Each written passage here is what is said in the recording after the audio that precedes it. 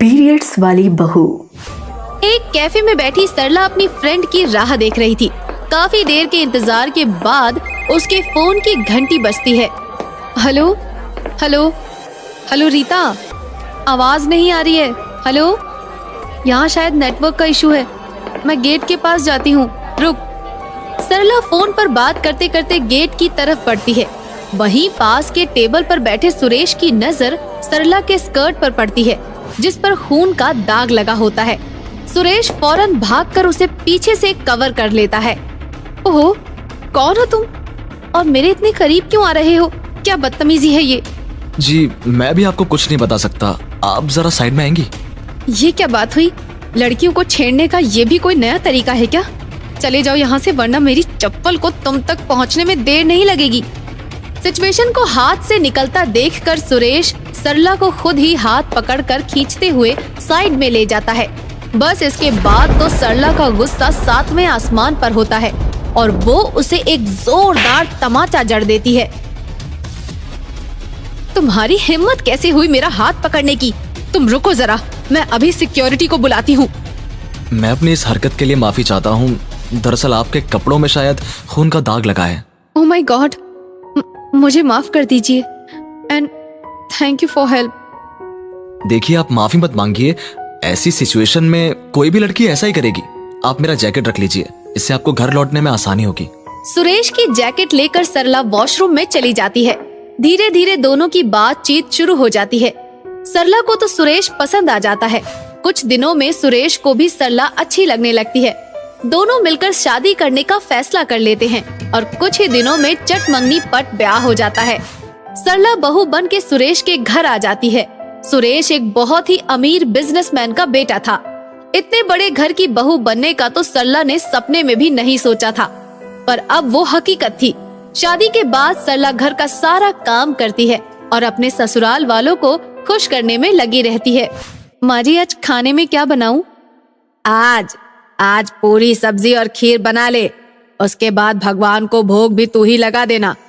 अरे ओ ललिता, ध्यान रखना भोग में किसी तरह की गड़बड़ी ना हो।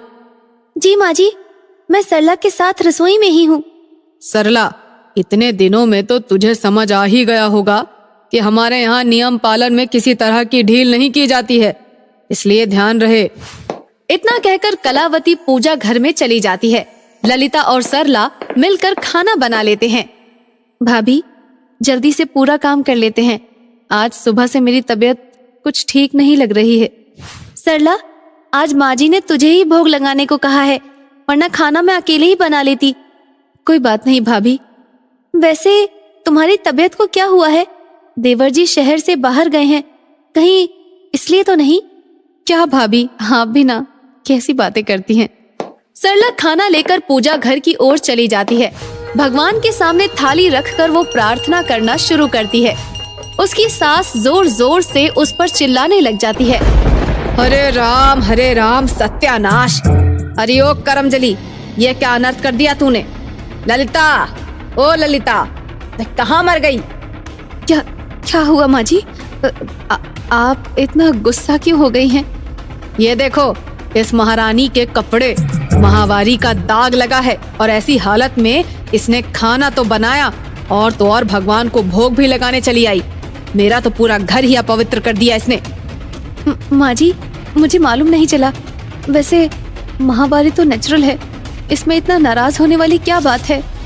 तू तो चुप ही कर करमजली, तेरे कारण आज हमारे घर में ये अनर्थ हुआ है। ना जाने अब भगवान को भोग कैसे लगेगा। ललिता, तुमने अब तक इसे हमारे घर के माहवारी के नियम कायदे नहीं बताए। तुम तो इस घर में बरसों से हो। मुझे ध्यान में नहीं रहा माँ जी, मुझे माफ कर दीजिए। घर को पवित्र तो करना ही होगा। तू इस महारानी को लेकर जा, ऊपर वाले कमरे में जा, मैं भी आती हूँ। तीनों घर के ऊपर माले के एक कमरे में जाते हैं। सरला को कुछ भी समझ में नहीं आ रहा होता कि उसके साथ आखिर क्या हो रहा है। ये सब क्या हो रहा है भाभी? मुझे यहाँ क्यों लेकर आई हैं आप? कान खोल कर सुन ले बहू, अगले 5 दिनों तक तू इसी कमरे में रहेगी। अगर इस कमरे से पांव बाहर निकाले तो तेरी खैर नहीं, और इस कमरे का दरवाजा भी बंद रहना चाहिए ताकि कोई तुम्हें ना देखे। माँ जी, मुझे अपने कमरे से सैनिटरी नैपकिन लेना है। खबरदार यहाँ से निकली तो। इस कमरे में इन 5 दिनों की जरूरत के हिसाब से सब रखा गया है। वो हरी चटाई है और पुरानी चादर। चादर से जरूरत के हिसाब से कपड़ा फाड़ लेना। मुझे माफ करना सरला, मैंने ये सभी नियम तुम्हें पहले नहीं बताए। मटके में तुम्हारे पीने के लिए पानी रखा है। 3 दिन तक तुम्हारा उपवास रहेगा और उसके अगले 2 दिन तक घर की बाई तुम्हारे लिए कमरे के बाहर खाना रख दिया करेंगी। ये सब कैसी पुरानी और घटिया सोच है आप लोगों की। वाह, तुम्हारे मुंह में जबान भी है। ये तो इतने दिनों तक नहीं देखा था हमने। इस घर में सभी औरतें इन नियमों का पालन करती आई हैं। इस घर के कायदे नहीं माने तो अपने मायके चली जाना। ललिता, चल जल्दी, पूजा घर और रसोई को पवित्र करने के लिए दोबारा भोग बनाना है। इतना कहकर कलावती गुस्से में बाहर चली जाती हैं और ललिता भी चुपचाप कमरे में चली जाती है। ये कौन सा रूप था सासू माँ का। कुछ दिन पहले ही तो मैं अपनी किस्मत पर बहुत खुश थी। 3 दिन का उपवास मैं कैसे करूंगी। सुरेश को भी आज ही शहर से बाहर जाना था और फोन भी मेरे कमरे में रह गया। हे भगवान, ये क्या हुआ है मेरे साथ। तीसरे दिन शाम को सुरेश घर आ जाता है और फ्रेश होने के बाद सरला को घर में ढूंढता है और उसके ना मिलने पर अपनी बहन को बुलाता है। तुम्हारी भाभी की नजर नहीं आ रही।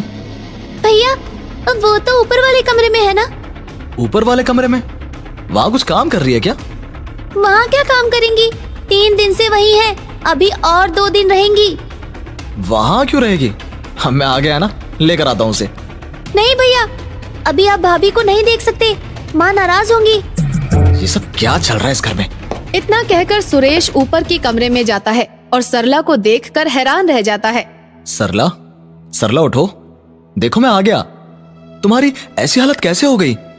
मुझे भूखा रहने की आदत नहीं है ना, शायद इसीलिए कमजोरी लग रही है। मगर तुमने खाना क्यों नहीं खाया? क्या हो रहा है इस घर में? माँ, माँ, भाभी, भाभी। सुरेश की आवाज सुनकर सभी लोग आ जाते हैं। हे राम राम, तू इस कमरे में क्या कर रहा है? चल यहाँ से। माँ, आपने सरला की हालत देखी है? ये इस कमरे में इस तरह चटाई पर क्यों सोई है? और भाभी, इसने खाना क्यों नहीं खाया अभी तक? मैं बाहर क्या गया, इतने बड़े घर में कोई नहीं है क्या सरला को देखने वाला? इसका उपवास है 3 दिन का, कल सुबह ही से खाना मिलेगा। ये इस घर के नियम कायदों की बात है। माहवारी के वक्त में इसे इसी तरह रहना होता है। आप लोगों ने इसे 3 दिन से खाना नहीं दिया। भाभी, किरण, क्या ये सब? जो घर के नियम माँ जी ने बनाए हैं वो तो निभाने ही होंगे देवर जी। सबकी आवाज सुनकर घर का बड़ा बेटा मुकेश ऊपर आ जाता है। सुरेश, बेकार की बात मत करो और चलो यहाँ से। ये सब घर की औरतों की बातें हैं, माँ और ललिता समझ लेंगी। भैया, आपको पता था और आपने कभी माँ को समझाने की कोशिश नहीं की। आज तक कलावती भवन में यही होता आया है। जो माँ चाहती है और आगे भी वही होगा। भैया, जो गलत है वो गलत है। भाभी, किरण, आपने दोनों ने भी कुछ क्यों नहीं कहा? क्यों सहा ये सब कुछ? क्या सहा? तब से क्या पागलों जैसी बातें कर रहा है? दिमाग शहर के बाहर छोड़ आया है क्या? सदियों से ये नियम औरतें निभाती चली आ रही हैं। हमें तो कुछ नहीं हुआ। तुम्हारी भाभी तो नहीं मर गई। सरला ने मायके में कुछ नहीं सीखा तो इसमें हमारी क्या गलती है?